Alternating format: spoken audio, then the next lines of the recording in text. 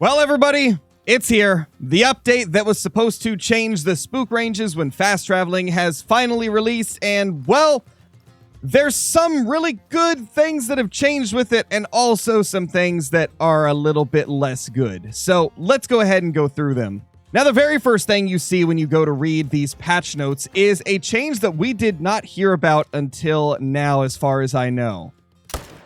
And that is the fact that animals will no longer instantly respawn when a player re-enters a map. It will now take a normal amount of time for them to reappear on the map as originally intended. So essentially, what this means is you won't be able to force respawns by going to the main menu anymore, which I know a lot of people may think that that's a big thing, but to be honest, it's not as major of a thing as you may think.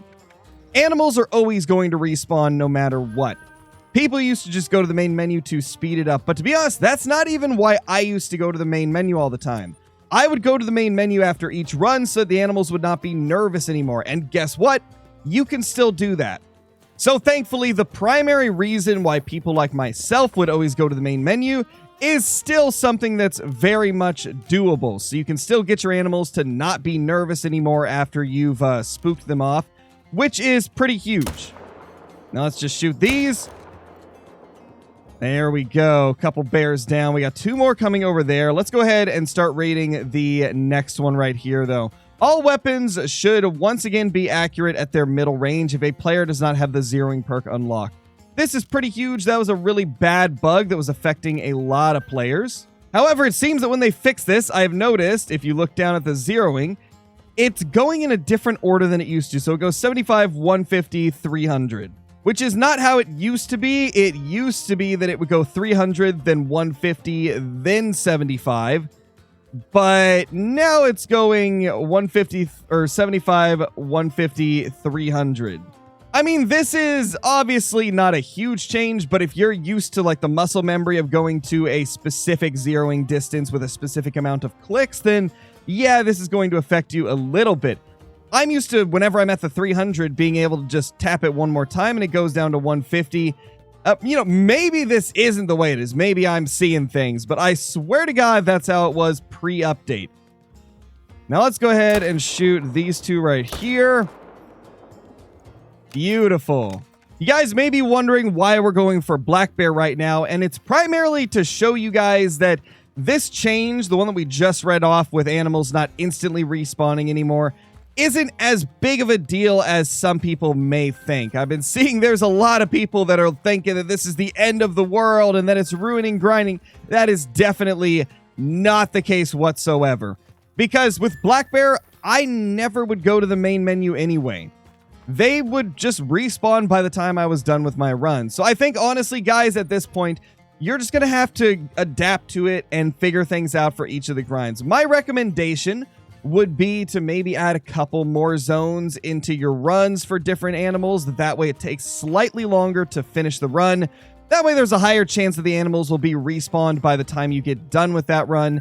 And then after you're done with the run, go to the main menu just to make sure the animals are not nervous anymore. And obviously I'm just speaking on herd animals, as they're the ones that will be most affected by this, because a lot of people think that you have to go to the main menu to get respawns, and now that you can't do that anymore, some people may just stop going to the main menu as a whole when they're trying to grind. But like I said, the main purpose of it was to get it to where animals aren't nervous anymore, because whenever you spook them, they get nervous. And if you don't do the main menu, they're nervous for like 20 plus minutes, so that may be why you guys are not seeing some of your respawns when hunting. It may just be that the herds aren't coming back because you've spooked them off and they need to go out of that nervous state. And like I said, bears are a perfect example of why it's not that big of a deal that they've made this change. I've been hunting the bears pretty much the last hour, and I have had no issues with respawns at all. I think the people that are seeing respawn issues, like I said, might just be not taking into account the fact that those herds are going to be nervous if you're hunting something like whitetail or fallow or red deer. So you can still go to the main menu to get them out of that nervous state. It's just the respawns themselves that are going to not be forced whenever you main menu now. Now for the next one, which is a pretty big change. Animals should react appropriately again when players fast travel near them. And it says right after that, and this is where it gets good. After the playtest done by the Hunters Player Council, we've decided that the original implementation of this fix was a bit too broad, so we've adjusted the range at which animals react slightly. So essentially, if you guys didn't know in the last EW stream, supposedly Jaxie Beard said that the spook range for animals when fast traveling would be about 250 meters. That is definitely not the case anymore. From the little bit that I've done here with the bears, it seems that when you fast travel, animals spook from about like somewhere between 180 and 210 away. I haven't exactly nailed down the exact distance yet, but it is significantly less than what was said, so that is really good. That's huge, honestly. This next change is actually pretty massive, and this is really going to change the way that we hunt tigers. It now says it will take longer for tigers to respawn after being killed.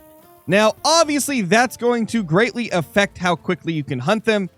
And me personally, I think this is a good change. I feel like tigers, unfortunately, were never as difficult as what we wanted them to be or what the developers had said they would be originally when we first learned about them. So, honestly, I'm kind of happy to see that they did change them because I felt like it was way too ridiculously easy before.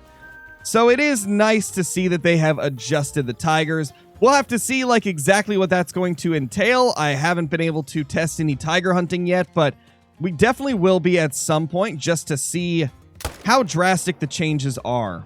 It also says right after with the next little note in there, we've fixed an issue that caused the fur on certain fuzzy animals like the tar to look frizzier than intended. Developers note, don't worry, the floof is not going anywhere. So essentially they've just improved the fluff on some of the animals to make it look nicer, which is really good. I shot a couple tar earlier and they did look a lot nicer than pre-updates. So that's nice. That's a good little change. So aside from that, we also have a few other bug fixes right here. Male albino tigers will now display correct fur in the lodge. Female side-striped jackal will now also display the correct fur in lodge. So that's some good changes right there. Players will now be able to complete the side missions, the Hills, Icy Mountain, and Lowland in Sunder Patin, Nepal Reserve. And then we also have a couple more changes. PlayStation players will now be able to create multiplayer games on the Emerald Coast Australia map again. PlayStation players will now see the correct session images when receiving game invites to play on Emerald Coast and Sunder Patin, Nepal. And then the final one, we fixed a rare crash that could happen when transitioning to a trophy lodge while using low graphics settings on PC. So that's pretty much it. That's all the changes we got.